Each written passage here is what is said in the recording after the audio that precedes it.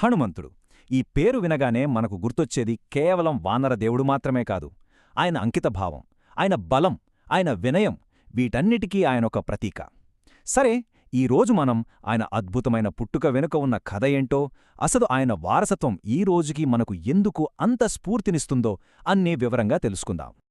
అవును, అచంచలమైన భక్తికి, అపారమైన బలానికి అసలైన సింబల్ ఎవరైనా ఉన్నారా అనడిగితే మనందరి మనసులోకొచ్చే మొదటి రూపం ఖచ్చితంగా హనుమంతుడిదే.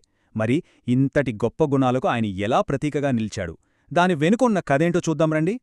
హనుమంతుడి కథను మనం కేవలం ఒక వానర రాజు కథగా చూస్తే పొరపాటే. అసలాయన మూలాలెక్కడున్నాయో తెలుసా? సృష్టికే మూలమైన సాక్షాత్తు ఆ పరమశివుడిలో ఉన్నాయి. అవును, ఈ దివ్యమైన సంబంధమేంటో ఇప్పుడు వివరంగా చూద్దాం. ఇక్కడ చాలామందికి తెలియని ఒక ఆసక్తికరమైన విషయం ఉంది. అదేంటంటే, హనుమంతుడు సాక్షాత్తు పరమశివుని 11వ రుద్రావతారం. అంటే ఏంటి? శివుడి ప్రచండ రూపమైన రుద్రుని అంశంతో ఒక చాలా ప్రత్యేకమైన దైవిక కార్యాన్ని నెరవేర్చడం కోసమే ఆయన పుట్టాడనమాట. అయితే ఆయన దైవాంశ సంభూతుడే అయినా భూలోకంలో ఆయన తల్లిదండ్రులు కూడా ఉన్నారు. వాళ్లే వానరరాజు కేసరి, ఇంకా ఒకప్పుడు అప్సరసగా ఉండి ఒక శాపం వల్ల భూమిమీద పుట్టిన అంజనాదేవి. సరే, మరి హనుమంతుడి జననం ఎలా జరిగింది? అది అస్సలు ఒక సాధారణమైన సంఘటన కాదు, అది ఒక అద్భుతం. ఎన్నో దైవిక శక్తులు ఒకేచోట చేరిన ఒక అద్భుతమైన ఘట్టం. ఆ కథేంటో వింటే చాలా ఆశ్చర్యంగా ఉంటుంది. చూద్దాం. ఇది చాలా ఇంట్రెస్టింగ్. చూడండి, ఒకవైపు అంజనాదేవి ఒక బలమైన కొడుకు కావాలని శివుడి కోసం ఘోర తపస్సు చేస్తోంది. అదే సమయంలో ఎక్కడో దూరంగా అయోధ్యలో దశరథ మహారాజు కూడా సంతానం కోసం ఒక పెద్ద యాగం చేస్తున్నాడు. ఆ యాగం చివర్లో వచ్చిన పవిత్ర పాయసాన్ని ఒక గద్ద తన్నుకుపోయింది. కాని వాయుదేవుడు కల్పించుకుని ఆ పాయసం నేరుగా అంజనాదేవి చేతుల్లో పడేలా చేశాడు. చూశారా? రెండు వేర్వేరు చోట్ల వేర్వేరు కారణాలతో జరిగిన సంఘటనలు ఒకేచోట కలిసి హనుమంతుడి జననానికి ఎలా కారణమయ్యాయో. అందుకే ఆయనకు రెండు ముఖ్యమైన పేర్లు వచ్చాయి. తల్లి అంజనాదేవి పేరుమీద ఆంజనేయుడు, ఇక వాయుదేవుడి కృపతో పుట్టాడుగాబట్టి వాయుపుత్రుడు.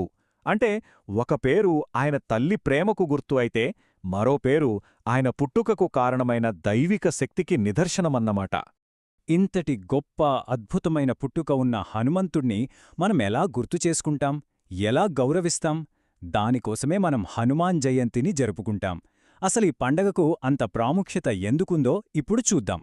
చూడండి, హనుమాన్ జయంతి అంటే అది కేవలం ఒక పుట్టినరోజు వేడుక మాత్రమే కాదు, అది అంతకు మించి శ్రీరాముడి పట్ల హనుమంతుడు చూపిన అచంచలమైన భక్తికి, ఆయన చేసిన నిస్వార్థ సేవకు మనం సెల్యూట్ చేసే రోజు. ఆయన జీవితం మొత్తాన్ని తన స్వామిసేవకే కదా అంకితం చేసింది. భక్తి మాత్రమే కాదు, ఆయన బలానికి, ధైర్యానికి కూడా ఒక పెద్ద సింబల్. అందుకే కదా మనలో ఎవరికైనా భయం వేసినా, ఆందోళనగా అనిపించినా ఒక్కసారి ఆయన తలుచుకుంటే చాలు, మనసుకి ఎంతో బలం వస్తుందని అంత గట్టిగా నమ్ముతాం. ఇక హనుమాన్ జయంతి రోజు మనం చేసే పూజలు, ఆచారాలు ఉంటాయి కదా, అవి కేవలం ఏళ్ల తరబడి వస్తున్న సంప్రదాయాలు మాత్రమే కాదు, వాటిలో ప్రతి దాని వెనుక ఒక కథ ఉంది, ఒక లోతైన అర్థముంది. ముఖ్యంగా హనుమంతుడి పూజలో 3 వస్తువులకు చాలా ప్రాధాన్యత ఇస్తారు. 1 తమలపాకులు, 2 సింధూరం, 3 వడమాల. ఈ మూడింటికి చాలా ప్రత్యేకత ఉంది. ఒక్కోదాని వెనుక ఒక కథ, ఒక లోతైన అర్థం దాగి ఉన్నాయి. ముఖ్యంగా ఈ సింధూరం వెనుక ఉన్న కథ వింటే హనుమంతుడి భక్తి ఏ స్థాయిదో అర్థమవుతుంది. ఒకసారి సీతమ్మ తల్లి సింధూరం పెట్టుకోవడం చూసి అదెందుకని అడుగుతాడు. అది శ్రీరాముడి ఆయుష్ను పెంచుతుందని తెలియగానే ఏమాత్రం ఆలోచించకుండా, ఒక చిటికెడు సింధూరానికే నా స్వామికి దీర్ఘాయుష్వొస్తే నా ఒళ్లంతా పూసుకుంటే ఆయన చిరంజీవి అవుతాడు కదా అని తన శరీరం మొత్తానికి సింధూరం పూసుకున్నాడట. అంతటి అమాయకమైన, అపారమైన భక్తి ఆయనది.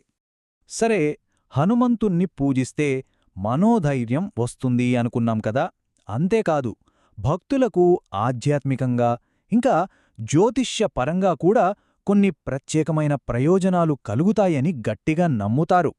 మన శాస్త్రాల ప్రకారం జీవితంలో మనం ఎదుర్కొనే చాలా సమస్యలకు ఆధ్యాత్మిక పరిష్కారాలు కూడా ఉంటాయి. ఉదాహరణకి భయం, ఆందోళన లాంటివి, లేదా జాతకంలో శనిగ్రహ దోషాలు లాంటివి. ఇలాంటి ఏ సమస్యనైనా సరే హనుమంతుడి ఆరాధనతో అధిగమించవచ్చని చెబుతారు. ముఖ్యంగా జ్యోతిష శాస్త్రంలో శనిగ్రహ ప్రభావం అంటే చాలామందికి కొంచెం భయముంటుంది. కానే దీని వెనుక ఒక కథ ఉంది. పురాణాల ప్రకారం శనిదేవుడే స్వయంగా హనుమంతుడికి మాట ఇచ్చాడట, నీ భక్తులు నేను ఎప్పటికీ ఇబ్బంది పెట్టను అని. అందుకే హనుమంతుడిని పూజిస్తే శనిదోషాలు తొలగిపోతాయని నమ్ముతారు. సో చూశారుగదా, హనుమంతుడి జీవితం నుంచి మనం నేర్చుకోవాల్సింది నిజంగా చాలా ఉంది. ఆయన బలం, ఆయన భక్తి, ఆయన నిస్వార్థ సేవ, వీటిల్లో ఏదో ఒకటి కాదు, అన్నీ గొప్పవే. అయితే ఈ లక్షణాల్లో ఈరోజు మన జీవితాలకు అత్యంత స్ఫూర్తినిచ్చేదేది? బహుశా ఈ ప్రశ్నకు సమాధానం మనలో మనం వెతుక్కోవాలి. ఈ ఆలోచనతో ఈరోజుకి ముగిద్దాం.